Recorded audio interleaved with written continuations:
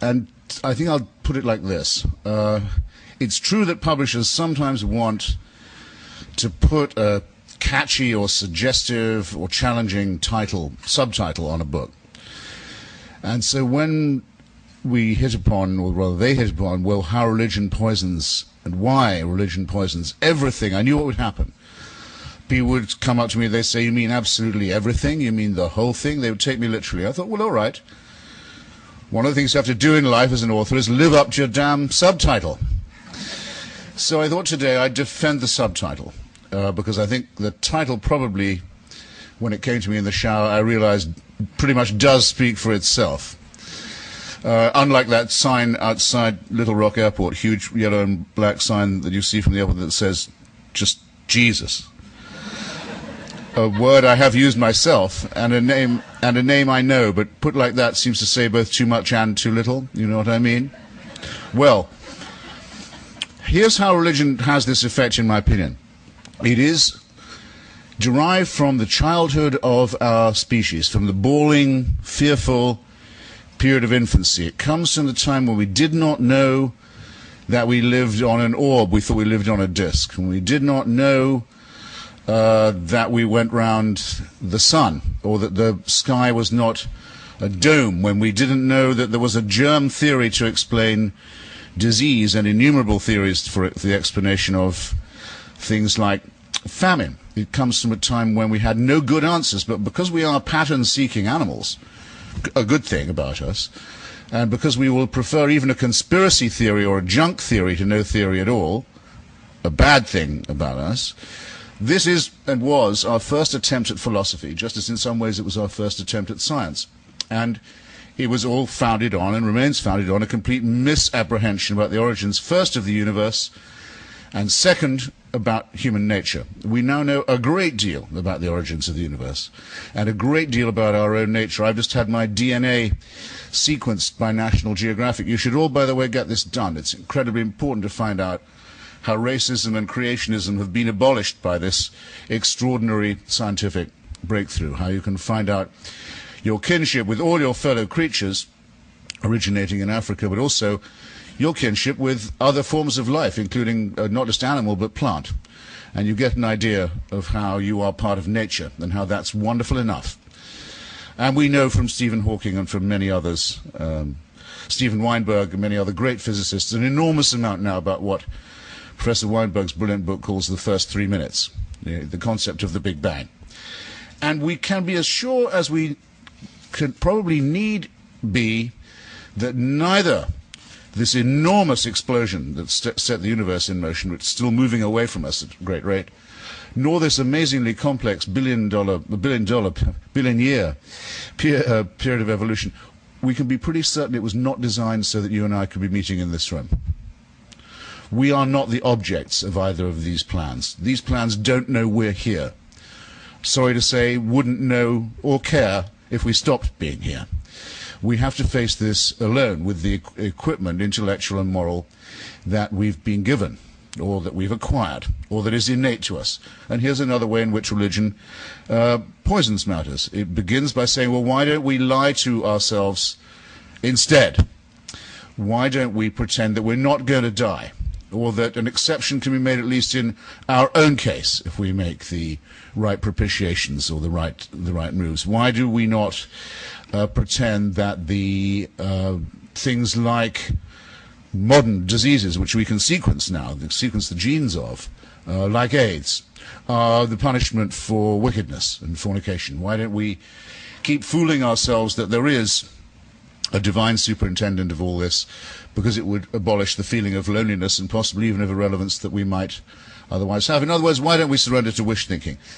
That poisons everything, in my opinion, right away. It attacks the very basic integrity that we need to conduct the scrupulous inquiries, investigations, experiments, interrogations of evidence that we need to survive and to prosper and to grow. And it's no coincidence, no accident, that almost every scientific advance has been made in the teeth of religious opposition of one form or another that says we shouldn't be tampering with God's design. I suppose the most recent and most dangerous one of these is the attempt to limit stem cell research. But everyone could probably think of other forms of scientific research and inquiry, especially medical, that had led to religious persecution in reprisal. Thirdly, it's an attack, I think, on what's also very important to us, our innate morality. If there's one point that I get made more than another to me when I go and debate religious people, it's this. They say, where would your morals come from if there was no God? It's a question that's posed in Dostoevsky's wonderful novel, The Brothers Karamazov. One of the brothers says, it's Smerdyakov, actually, the wicked one, says it. If God is dead, isn't everything permitted? Isn't everything permissible? Where would our ethics be if there was no superintending deity? This, again, seems to me a very profound insult to us in our very deepest nature and character. It is not the case, I submit to you, that we do not set about butchering and raping and thieving from each other right now, only because we're afraid of a divine punishment or because we're looking for a divine reward. It's an extraordinarily base and insulting thing to say to people. On my mother's side, some of my ancestry is Jewish. I don't happen to believe the story of Moses in Egypt or the exile or the wandering in the Sinai, and in fact now even Israeli archaeology has shown that there isn't a word of truth to that story, or really any of the others. But take it to be true. Am I expected to believe that my mother's ancestors got all the way to Mount Sinai, quite a trek, under the impression, until they got there, that rape, murder, perjury and theft were okay, only to be told when they got to the foot of Mount Sinai, bad news, none of these things is kosher after all?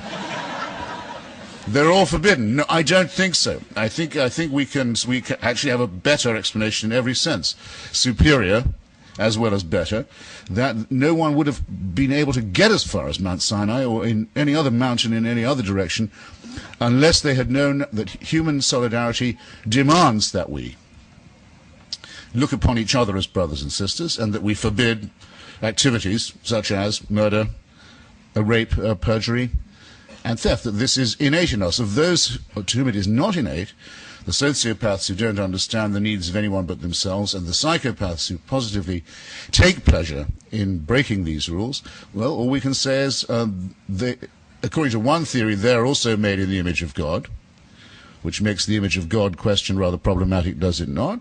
Or that they can be explained by further and better research and have to be restrained and disciplined meanwhile. But in no sense here is religion a help where it claims to help most, which is to our morality, to ethics. Finally, I would say, not finally because I'm finished yet, I'm not quite done, don't relax. I hope everyone's got a drink, something to eat. But on the poison question, I think there's the real temptation of something very poisonous to human society and human relations, which is the fear of freedom, the wish to be slaves, the wish to be told what to do. Now, just as we all like to think, and we live under written documents and proclamations that encourage us to think that it is our birthright and our most precious need to be free, to be liberated, to be untrammeled, so we also know that, unfortunately, the innate in people is the servile, is the wish to be told what to do, is the adoration for strong and brutal and cruel leaders. This other baser element of the human makeup has to be accounted for and gives us a great deal of trouble around the world as we speak. Religion, in my view, is a reification, a distillation of this wish to be a serf, to be a slave. Ask yourself if you really wish it was true that there was a celestial dictatorship that watched over you from the moment you were born, actually the moment you were conceived, all through life, night and day, knew your thoughts, waking and sleeping, could in fact convict you of thought crime. The absolute definition of a dictatorship can convict you for what you think, what you privately want, what you're talking about to yourself, that monitors you like this, under permanent surveillance, control, and supervision, and doesn't even let go of you when you're dead, because that's when the real fun begins.